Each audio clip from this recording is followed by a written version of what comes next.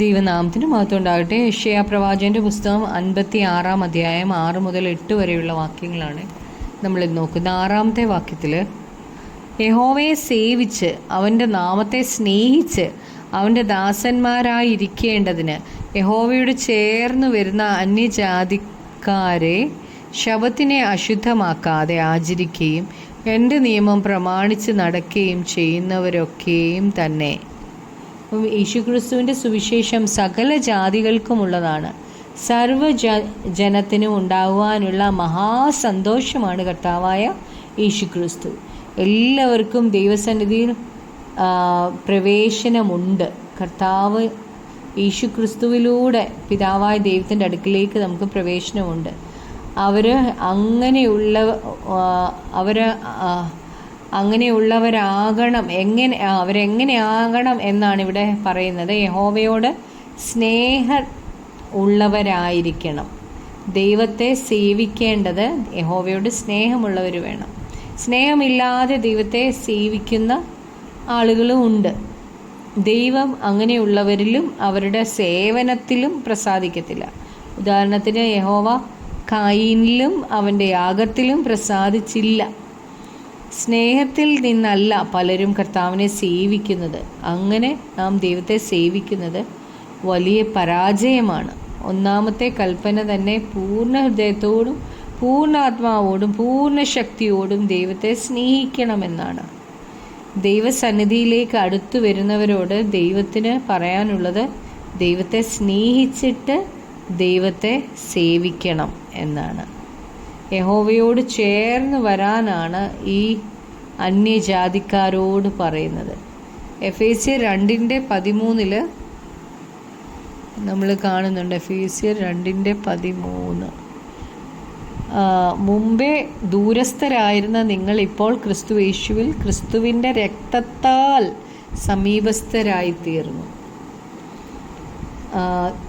ദൂരത്തായിരുന്ന ജാതികളായ നമ്മെ സമീപത്തേക്ക് ചേർത്ത് കൊണ്ടുവന്നു കർത്താവ്. എന്നിട്ട് ദൈവത്തിൻ്റെ ന്യായപ്രമാണത്തെ നമ്മുടെ ഉള്ളിലാക്കി തന്നു. ഒരു പുതിയ നിയമവിശ്വാസിക്ക് വേണ്ടി ദൈവം ഇതാണ് ചെയ്തത്. 7-ാമത്തെ വാക്യത്തിൽ, ഞാൻ എൻ്റെ വിശുദ്ധ പർവ്വതത്തിലേക്ക് കൊണ്ടുവന്ന് എൻ്റെ പ്രാർത്ഥനാലയത്തിൽ അവരെ സന്തോഷിപ്പിക്കും. അവരുടെ ഹോമയാഗങ്ങളും ഹനനയാഗങ്ങളും എൻ്റെ യാഗപീഠത്തിന്മേൽ പ്രസാദകരമായിരിക്കും. എൻ്റെ ആലയം സകല ജാതികൾക്കുമുള്ള പ്രാർത്ഥനാലയം എന്ന് വിളിക്കപ്പെടും. ദൈവത്തിൻ്റെ വിശുദ്ധ പർവ്വതത്തിലും പ്രാർത്ഥനാലയത്തിലും ദൈവിക സാന്നിധ്യമുണ്ട്. സങ്കീർത്തനം 16:11 പറയുന്നത്, നിന്റെ സന്നിധിയിൽ സന്തോഷ പരിപൂർണതയും നിന്റെ വലത്തുഭാഗത്ത് എന്നും പ്രമോദങ്ങളുമുണ്ട്. അപ്പോൾ ദൈവത്തോടുള്ള സ്നേഹത്തിൽ നിറഞ്ഞ വ്യക്തിയുടെ യാഗങ്ങളിൽ ദൈവം പ്രസാദിക്കും. അവരുടെ പ്രാർത്ഥന ദൈവം കേൾക്കും. ദൈവസന്നിധിയിൽ ചെല്ലുവാൻ ഒരിക്കലും കഴിയാതിരുന്ന ജാതികളെ ദൈവത്തെ ആരാധിക്കാൻ ദൈവം തൻ്റെ ആലയത്തിലേക്ക് കൊണ്ടുപോവുകയാണ്. സകല ജാതികൾക്കും ആരാധിക്കാനാണ് ദൈവം തൻ്റെ ആലയത്തെ കുറിച്ച് ആഗ്രഹിക്കുന്നത്.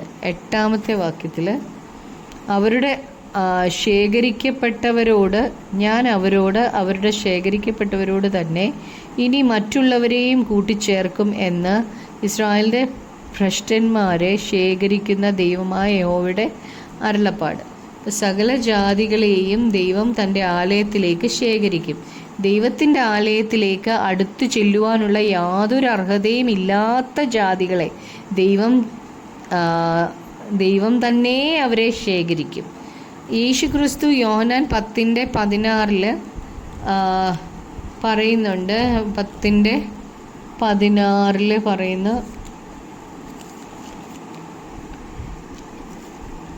ആടുകൾക്ക് ഈ തൊഴുത്തിൽ ഉൾപ്പെടാത്ത വേറെ ആടുകൾ എനിക്ക് ഉണ്ട്. അവരെയും ഞാൻ നടത്തേണ്ടതാകുന്നു. അവ എൻ്റെ ശബ്ദം കേൾക്കും.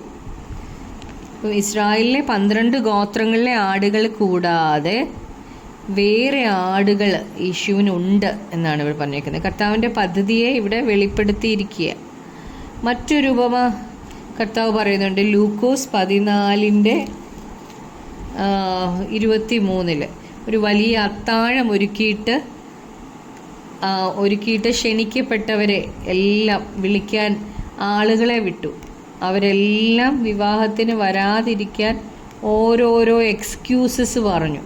എന്നാൽ കർത്താവ് ചെയ്തത് പറയുന്നുണ്ട്, സകല ജാതികളെയും എല്ലാം വഴിയിലൊക്കെ കണ്ടവരെ എല്ലാം കർത്താവ് അവരെ ആളെ വിട്ട് വിളിപ്പിച്ചു.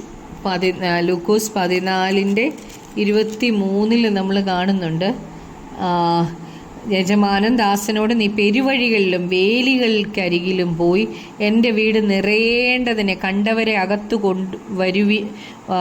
അകത്തു വരുവാൻ നിർബന്ധിക്കുക എന്ന്. അപ്പം അങ്ങനെ കർത്താവ് സകല ജാതികളെയും ദൈവസഭയിലേക്ക് കൊണ്ടുവന്നു. നമുക്ക് പ്രാർത്ഥിക്കാം. കർത്താവെ, ജാതികളായിരുന്ന ഞങ്ങളെ കർത്താവെ അങ്ങയുടെ പ്രാർത്ഥനാലയത്തിലേക്ക് കൂട്ടിക്കൊണ്ട് വന്നല്ലോ കർത്താവെ. യേശുവെ, എത്ര വലിയ പദവിയാണ് ഞങ്ങൾക്ക് അങ്ങ് തന്നിരിക്കുന്നത്. അങ്ങയുടെ സ്നേഹത്തിനായി നന്ദി പറയുന്നു യേശുവെ. അങ്ങയോട് വിശ്വസ്തത പുലർത്തുവാൻ അവസാനം വരെ ഞങ്ങൾക്ക് കൃപ തരണമേ. പ്രാർത്ഥന കേട്ടതിനായി നന്ദി. യേശു ക്രിസ്തുവിൻ്റെ നാമത്തിൽ തന്നെ, ആമേൻ.